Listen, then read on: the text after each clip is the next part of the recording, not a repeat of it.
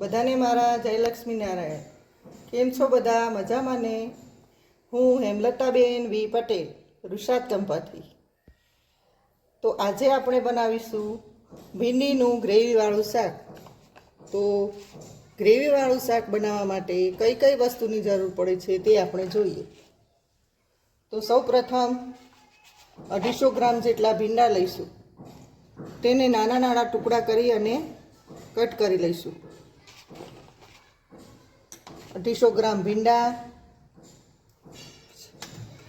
ટામેટાં અને ડુંગળીની પેસ્ટ, લસણ મરચાંની પેસ્ટ, લાલ મરચું, હળદર, હિંગ, ધાણા જીરું પાવડર, મીઠું સ્વાદ અનુસાર,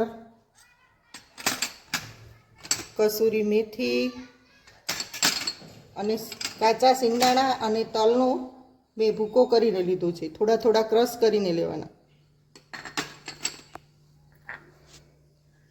અડધી ચમચી જેટલી કાચી વરિયાળી. શાકને બેલેન્સ કરવા માટે 2 ચમચી ખાંડ લીધેલી છે.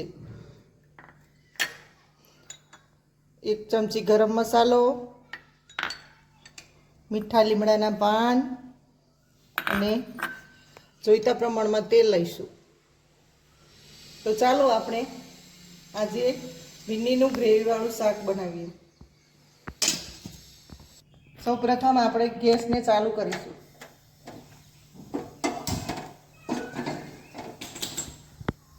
ત્યારબાદ તેમાં આપણે 4 ચમચા જેટલું તેલ નાખીશું.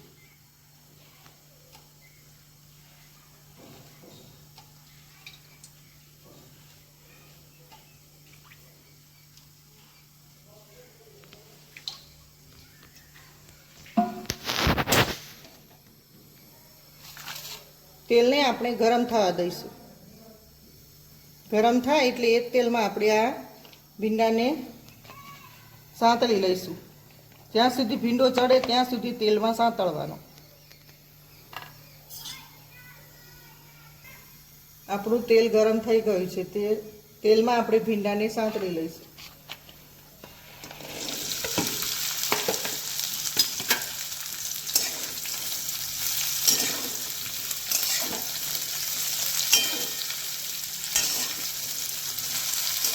ભીંડાને બધી સાઈડથી પલટાવી અને સાંતળી લેવાના.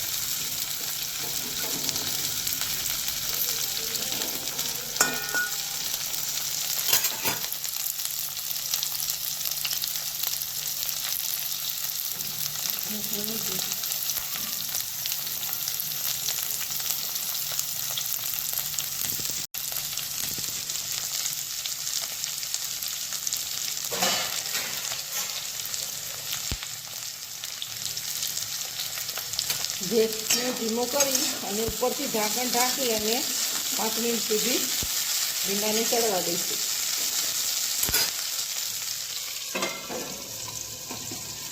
ધીમે તાપે ભીંડાને ચડવા દેવાના. ભીંડા આપણા ચડી ગયા છે તો આપણે ગેસને બંધ કરી દઈશું. ગેસને બંધ કરી અને તેલમાંથી તેને કાઢી લઈશું.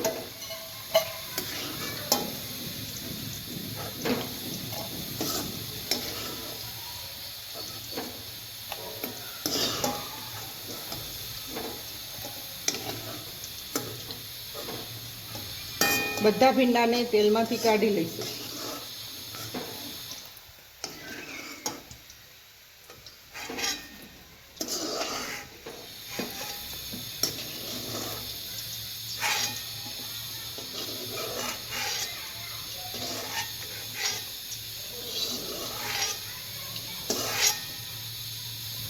ભીંડા આપણા ચડીને તૈયાર થઈ ગયા છે. ભીંડા ગોલ્ડન બ્રાઉન કલરના થઈને ચડીને તૈયાર થઈ ગયા છે. તો તેનું આપણે ગ્રેવી તૈયાર કરી લઈએ. તો ચાલો આપણે હવે જોઈએ ગ્રેવી કઈ રીતે બનાવીશું.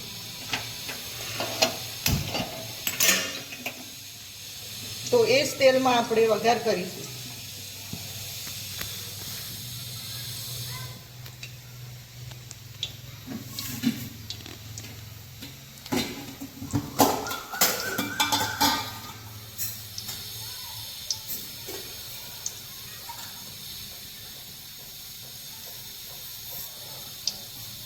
આપણે 1 ચમચી જેટલી રાઈ અને જીરું ઉમેરીશું.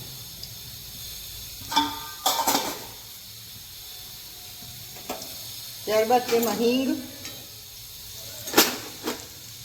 1 ચમચી હળદર,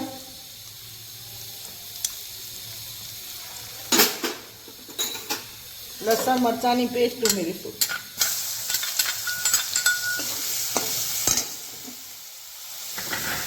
આ બરાબર પતળાઈ જાય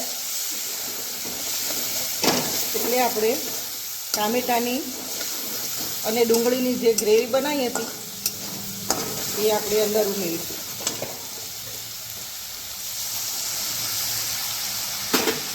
ગેસને ધીમો રાખીશું.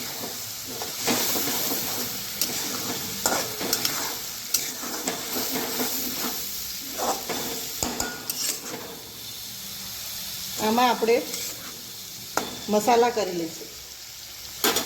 મસાલામાં આપણે લાલ મરચું,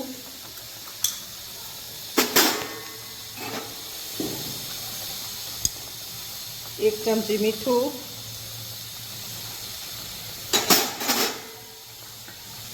વરિયાળી,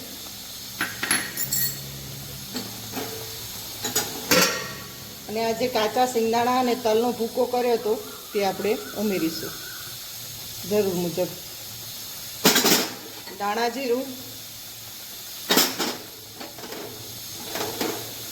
અને કસૂરી મેથીને આપણે હાથથી ક્રશ કરીને નાખીશું.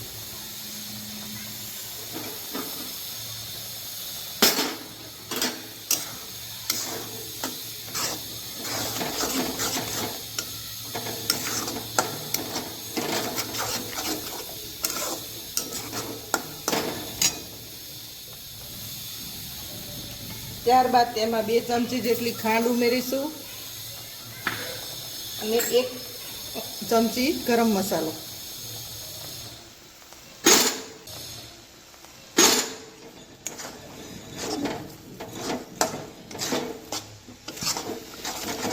આ બધાને ધીમે તાપે તળવા દઈશું.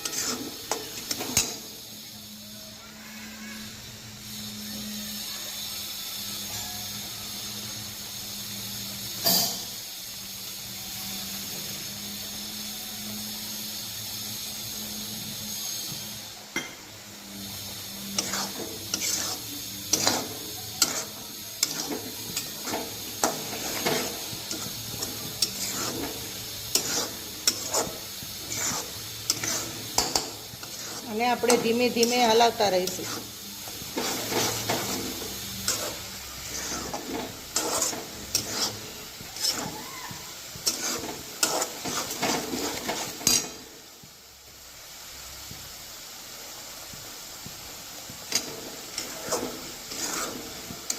આમાં આપણે દહીં પણ ઉમેરી શકીએ. અમારા ઘરમાં દહીંવાળી ગ્રેવી ઓછી ગમે છે બધાને ખાવામાં, એટલે અમે દહીં ઉમેરતા નથી.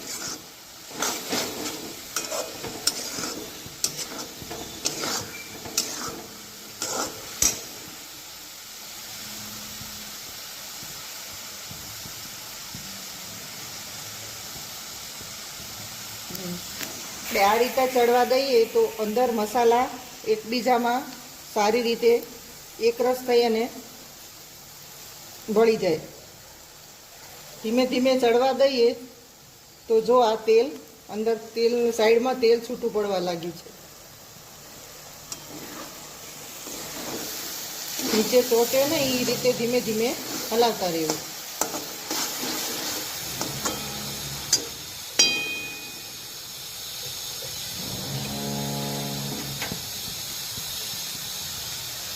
ત્યારબાદ તેમાં આપણે 1 ગ્લાસ જેટલું પાણી રેડીશું.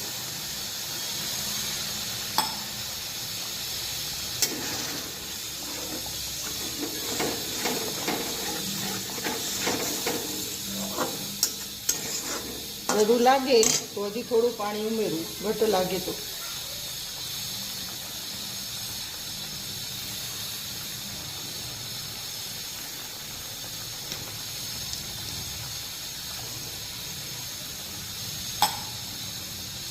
આટલી ગ્રેવીમાં મેં આ 1.5 ગ્લાસ જેટલું પાણી ઉમેર્યું છે. તો પાણી બરાબર ઉકળી જાય, મસાલો એક કમ્પ્લીટ ભળી જાય પછી આપણે આમાં ભીંડા ઉમેરીશું.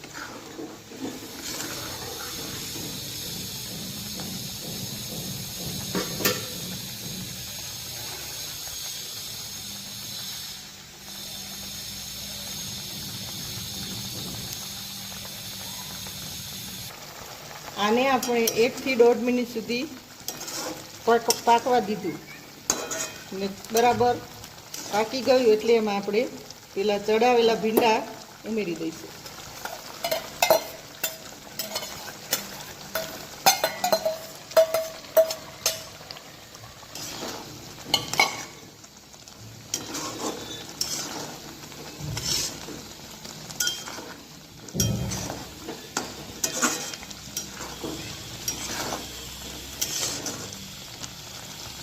ત્યારબાદ તેમાં થોડી વાર ભીંડા મિક્સ થઈ જાય અને રસ ઘાટો થઈ જાય પછી આપણે ગેસને બંધ કરીશું.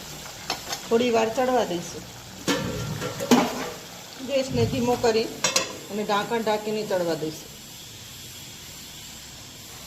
ભીંડા ઉમેર્યા તે બાદ તેને ધીમા ગેસે ચડવા દીધું તો જુઓ સપાટી ઉપર ધીમું ધીમું તેલ છૂટું પડવા લાગ્યું છે.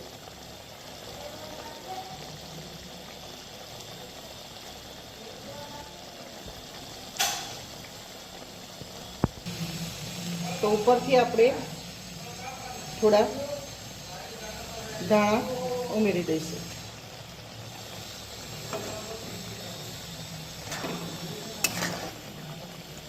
તો હવે ગેસને આપણે બંધ કરી દઈશું. જો કેટલું સરસ ભીંડી ગ્રેવનું શાક જોતાં જ મોઢામાં પાણી આવી જાય એવું બનીને તૈયાર થઈ ગયું છે.